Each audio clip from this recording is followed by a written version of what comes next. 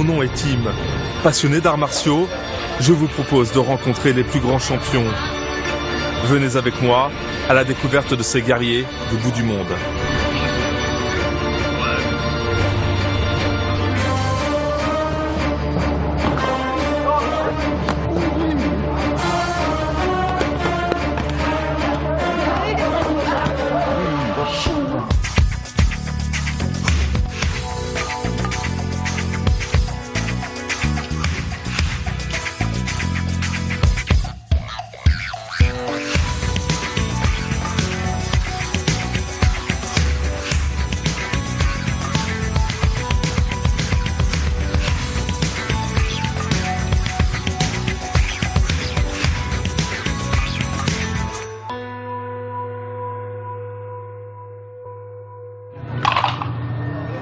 Je viens de parcourir la Chine, ce pays gigantesque, la source la plus riche des arts martiaux. Ces guerriers et ces guerrières en sont les gardiens. Pour finir mon périple dans l'Empire du Milieu, j'ai décidé de passer quelques jours dans la province du Henan, à l'est du pays. Ici, sur le mont Sang, s'élève un lieu mythique, Shaolin, le premier temple sous le ciel. Aujourd'hui, ce temple vit un moment exceptionnel. Il célèbre l'art du Wushu, que l'on appelle Kung Fu en Occident. L'événement a lieu tous les 4 ans. Et pour l'occasion, des milliers d'enfants de la région rejoignent les jardins du temple pour 2 jours de démonstration, reconstituant les légendes des guerriers qui ont fait la gloire de la Chine. Pour m'initier au mystère de Shaolin, Michael m'accueille. Il est le premier Français à vivre parmi les moines du temple. Amitabha. Amitabha. Bienvenue. Merci. C'est que c'est. On visite le temple? On y va.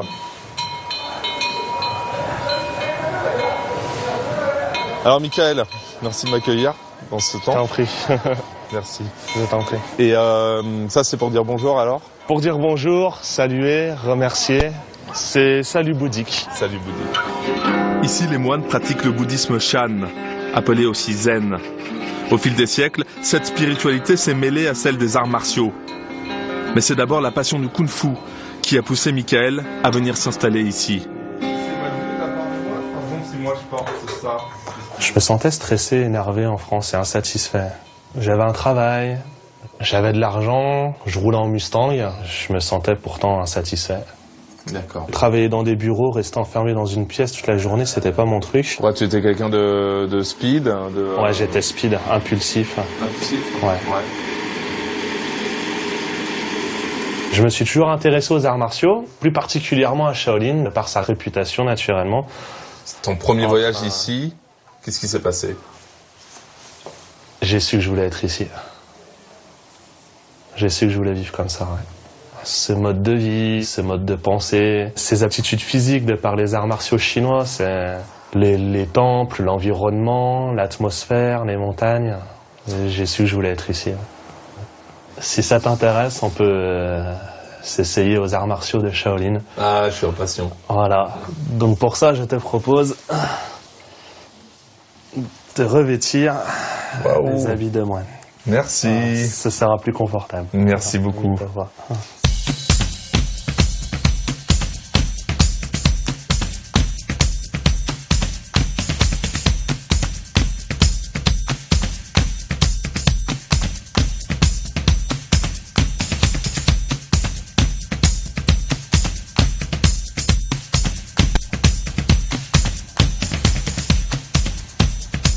Je me sens déjà plus souple. Sens plus léger? Je me sens plus léger là, ouais c'est bien. Ouais, je suis prêt. Bon, on y va? C'est parti. Alors je vais commencer par t'expliquer une forme de base, des séquences de 2-3 mouvements, un blocage ou une esquive qui s'enchaînent les uns aux autres. D'accord.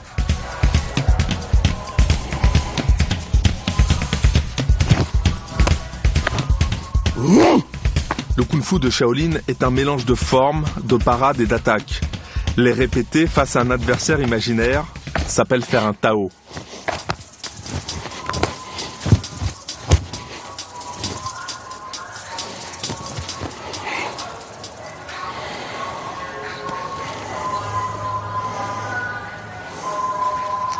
Ok, c'est intense. Alors on va refaire plus doucement pour moi. T'inspires lentement, relâché. T'expires rapidement et t'exploses. En plus de travailler la perfection technique du geste, les Tao favorisent aussi l'explosivité et une respiration profonde.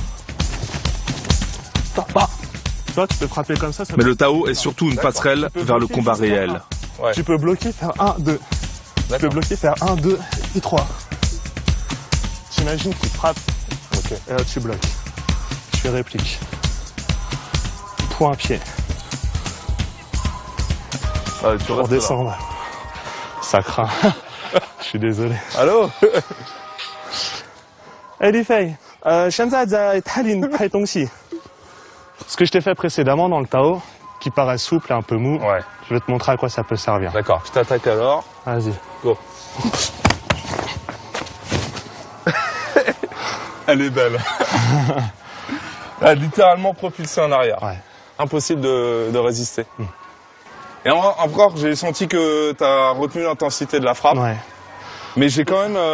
C'est la poitrine. Si je frappe trop fort, ça te provoque une compression dans la cage thoracique. Ça te coupe la Parce que respiration. là, si tu veux, j'ai reculé au début. Et après, tu sens que la force continue à te... Ce qui s'est passé, c'est que j'ai reculé au début, comme si je pouvais un peu tenir sur mes jambes. Et en fait, mon centre est parti en arrière. Et là, je suis parti à la renverse. J'ai pas pu me retenir, j'ai pas joué. Hein. Alors, je vais te dire pourquoi. Parce qu'en fait, quand tu frappes, c'est pas seulement où tu peux frapper en montant vers le haut. Et là, tu pars au fond. Génial, super. C'était intense parce que tu transpires. Hein. Merci. Cette petite initiation m'a surpris. Le kung-fu de Shaolin semble constitué de multiples facettes. Coordination, souplesse et renforcement réunis dans un seul mouvement. Une tradition perpétuée par des milliers de moines au fil du temps. Selon la légende, c'est un moine indien Bodhidharma qui au 5e siècle aurait introduit le bouddhisme au monastère. Par la suite, d'autres ont amené des arts martiaux d'Inde, immédiatement adoptés par les moines. Isolés dans la montagne, ils les développèrent pour se défendre des bandes armées et améliorer leur santé. Depuis, chaque matin, les cloches sonnent à 5 heures. Puis débute la prière, immédiatement suivie d'un petit déjeuner.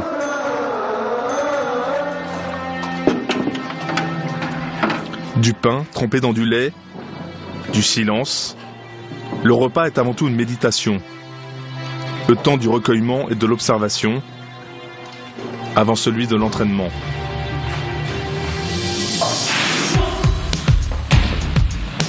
Ici, on débute le kung-fu par la rigueur et la discipline.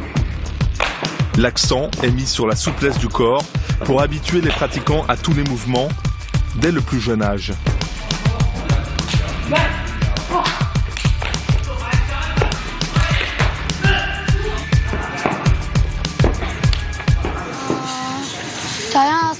Je me lève autour de 5 heures du matin.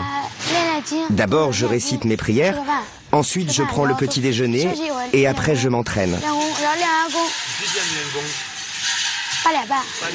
L'entraînement commence à 8h30 jusqu'à 10h10. Je déjeune entre 11h30 et 12h. Après, je fais une sieste. Vers 14h, soit j'assiste à un cours qui dure jusqu'à 16h10, soit je m'entraîne au kung-fu jusqu'à 15h30. Ensuite, je récite mes prières du soir dans la salle de prière, puis je fais ma 3e pause. Après vient l'heure du dîner, entre 17h30 et 18h. L'entraînement du soir débute à 18h30, pendant 1 heure. C'est ainsi que mes journées se passent.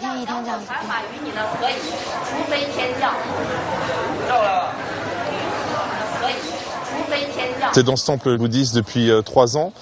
On est où là exactement? À Shaolin, dans le temple, c'est le Saint des Saints? Cette cour dans le temple est la première cour du temple. D'accord. En chinois, elle s'appelle Peilin, c'est-à-dire la forêt des stèles. Cette salle, Tian Wangdian, on peut traduire par les rois du ciel. D'accord.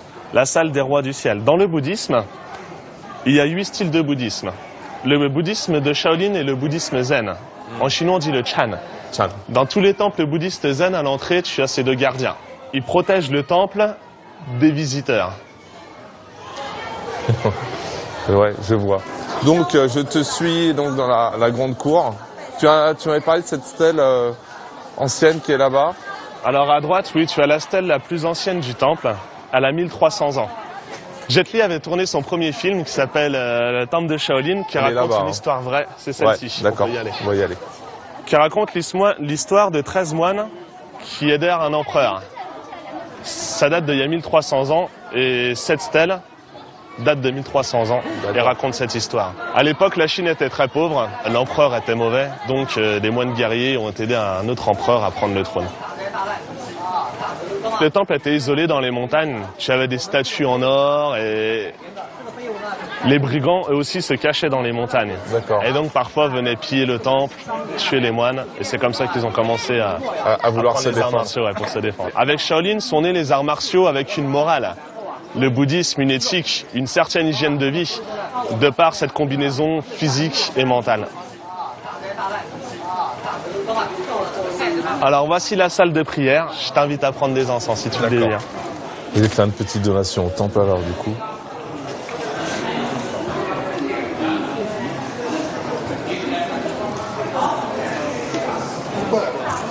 Et maintenant, pas aller dehors.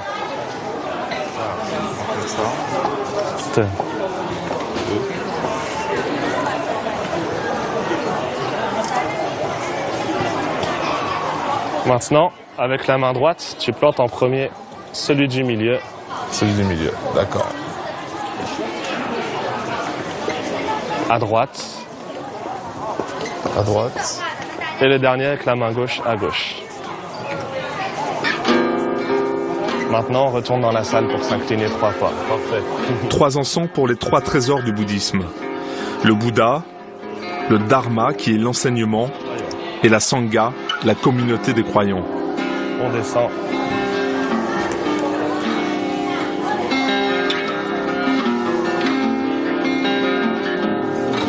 Tu remets la main droite au centre, tu t'en aides pour te relever.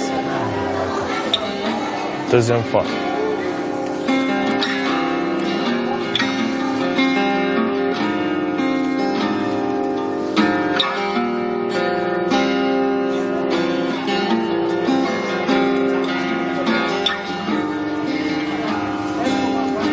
Vous êtes combien de moines ici? Aujourd'hui, il y a 300 moines environ dans le temple. Il y a 1300 ans, un moine japonais est venu au temple et y a vécu pendant 21 ans. À savoir qu'il est devenu le numéro 2, entre guillemets, dans le temple en dessous de l'abbé. Il est devenu vraiment quelqu'un de très important. Quand il a vécu au temple, il a logé dans cette vieille maison que tu vois en face de toi. Et ce qui est intéressant, c'est de voir devant cette vieille maison cet arbre. On dit 2 arbres en un. Au centre, tu as un arbre chinois, un cèdre. À côté de lui, un arbre japonais. L'arbre japonais embrasse l'arbre chinois. C'est pour dire que le bouddhisme, la culture, les arts martiaux chinois et japonais sont comme frères. Donc là, on se dirige vers la plus petite salle du temple. Mais une des plus importantes? Une des plus anciennes. Ce qui est intéressant à souligner, je t'ai dit qu'en 1928, le temple a été brûlé. Ouais. Tout ce qui se trouvait devant la salle de l'abbé a été brûlé. Ce qui se trouvait derrière a été conservé. Donc maintenant, ce que tu vas voir sont des vieux halls, qui ont été aussi restaurés, mais des vieux halls. Celui-ci, par exemple, est le plus petit du temple. Li Xueqing. Il est moine de Shaolin. Tous les soirs, toutes les nuits, s'entraînait secrètement dans ce hall. Tous les jours, au même endroit, à répéter quelques mouvements. Tu avais des mouvements très simples. Un qui était de frapper le sol. Le deuxième qui était un point, coup de pied, et on recommençait comme ça. Mais vraiment très très très puissamment. Sur les décennies et sur les siècles, ça a lentement fait les cavités que tu peux voir au sol. Donc ça c'est causé par Il y en a 42. Ces gestes-là? On dit, si tu pratiques 100 mouvements, mais que tu les répètes 10 fois, ce sera inutile. Si tu connais 10 mouvements, mais que tu les répètes 100 fois, tu seras efficace.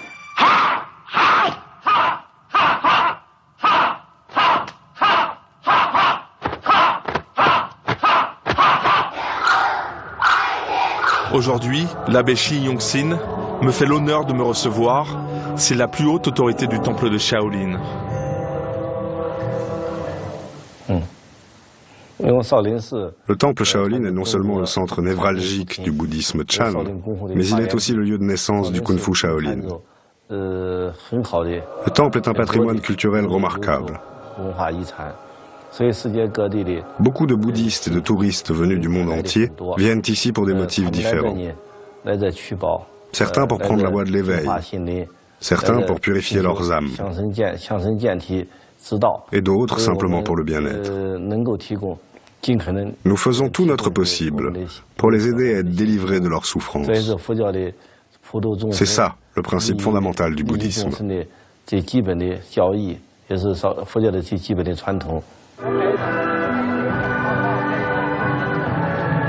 Au détour d'un temple, je rencontre une dizaine d'apprentis. Ils sont tous africains. Je suis intrigué par leur présence.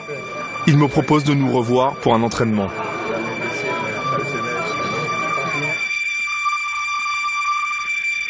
Avant le coucher du soleil, je profite de la vue que m'offre la montagne en face du temple.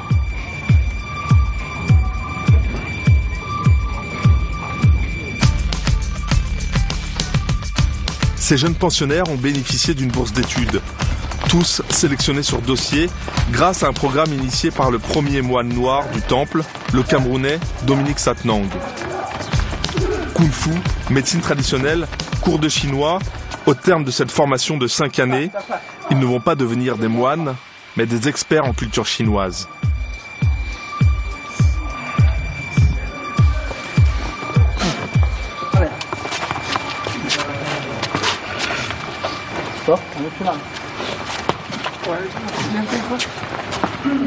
Qu'est-ce qui vous a amené ici à Shaolin? Pour moi personnellement c'était pas facile. Au début c'était vraiment très difficile. Sortir de Noir et puis venir vivre dans un temple aussi. Commencer à pratiquer le Kung Fu qui est très difficile. Changer de vie d'un coup comme ça. Mais pour le moment je vous dis bon, ça va. T'as envie de rester? Ouais. Pendant l'hiver ici, nous allons parfois à moins 15, moins 20. Et moins 15, moins 20, quand il fait chaud ici, en été, c'est plutôt entre 37 et 40. Le plus dur pour nous, c'est la langue. C'est le chinois, parce que tu peux bien parler chinois, mais ce n'est pas l'essentiel. C'est de pouvoir le lire et de l'écrire. But here, in old time, it means here.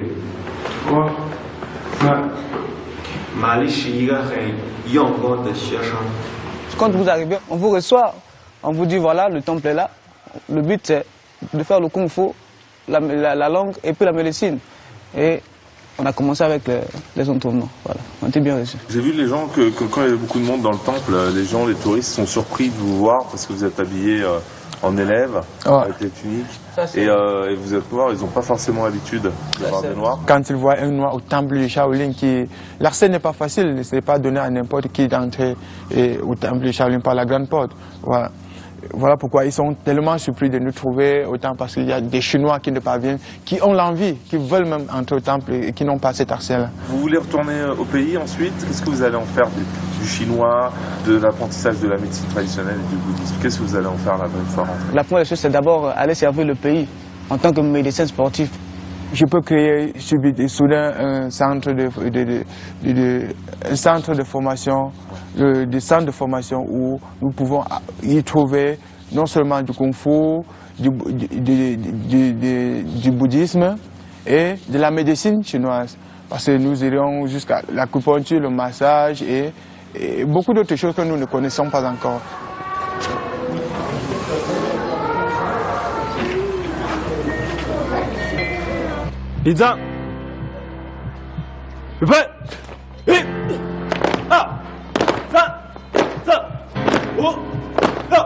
Chaque mouvement est difficile à réaliser dans le Kung Fu.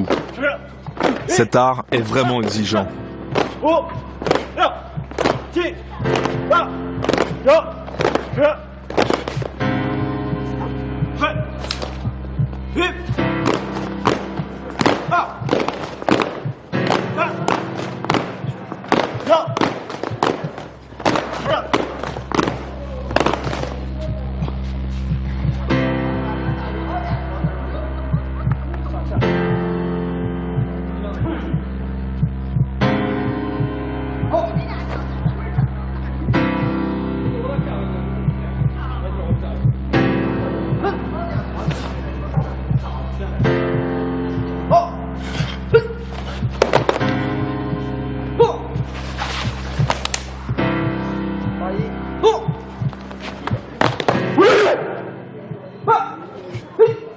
Dans ce Tao, exécuté en vitesse réelle, il est très vite impossible pour moi de suivre la cadence.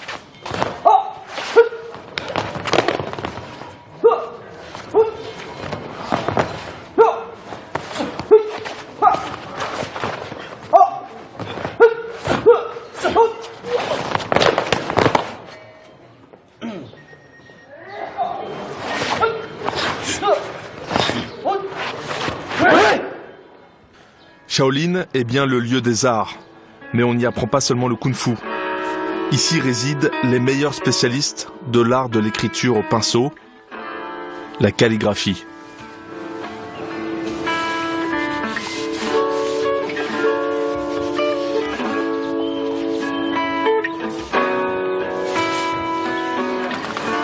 Il y a un lien entre la calligraphie et le kung-fu. D'abord, quand on écrit, il faut rassembler la force de notre corps. Tout se concentre dans le poignet. Grâce à quelques entraînements, tu auras une bonne base. Tu pourras lever ton bras et écrire ainsi. Mets ton pinceau en face de ton nez et de tes yeux. Redresse la posture de ton corps, c'est très important. Il faut aussi bien positionner tes jambes. Tout ça est fondamental. Penser à la posture de son corps, puis vient l'écriture. Une fois que tu traces, il est interdit de repasser dessus. Ce style d'écriture s'appelle l'écriture standard. C'est la base de la calligraphie.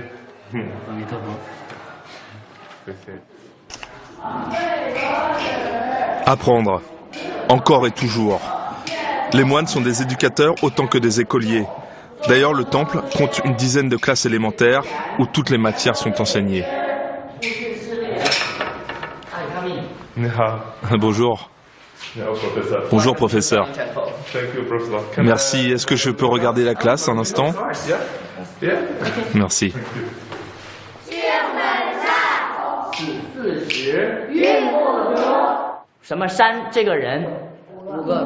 Ici, l'enseignement est basé sur la répétition et la participation collective. Ces longues heures de classe forment à l'écoute et à la discipline. C'est le même principe qui préside pour l'enseignement du kung-fu.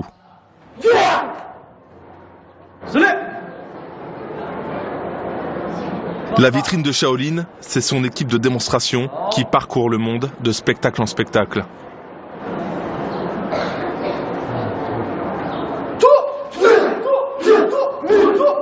Leur numéro incroyable ne peut pas nous laisser indifférents.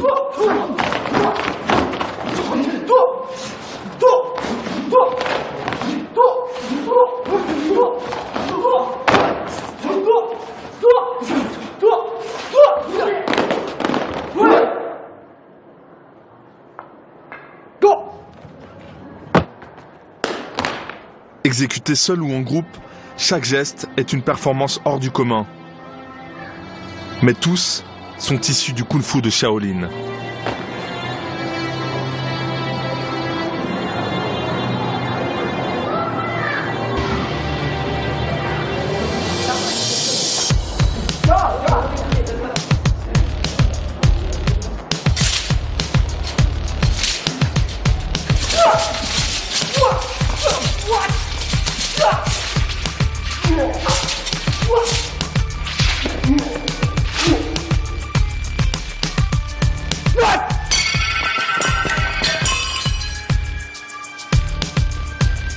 Ça, pas du toc, hein. Y a pas de problème. Ça casse pas comme ça. C'est pour ça que je le prépare. Voilà. C'est dit, je le prépare. Michael participe aussi à cette exhibition.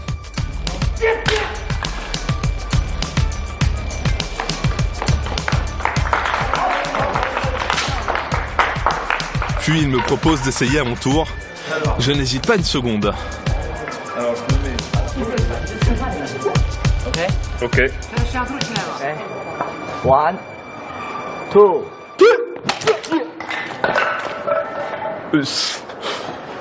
Ça pique. Première casse réussie, mais ça m'a bien piqué pendant une semaine. Merci. Voilà. C'est il a...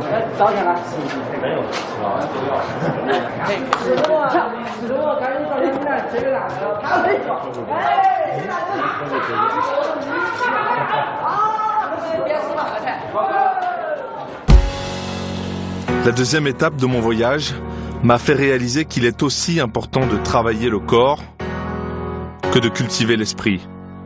Un moine m'a d'ailleurs raconté que cette montagne ressemble au Bouddha couché. De chaque arbre et de chaque pierre de ce temple se dégage une sérénité profonde. Pourtant, piégé par son époque, Shaolin reçoit plus de 2 millions de visiteurs par an, en quête d'authenticité. Ce tourisme génère un chiffre d'affaires considérable qui bouscule la vie du temple.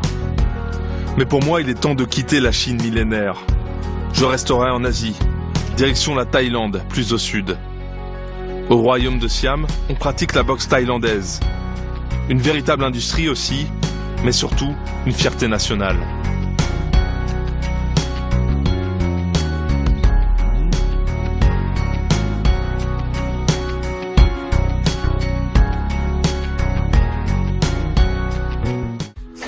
Des arts martiaux qui nous emmèneront en Thaïlande, en Afrique, au Brésil et en Californie. Allez, bonne soirée à toutes et à tous et à la semaine prochaine pour découvrir de nouveaux horizons avec les aventuriers d'Explo.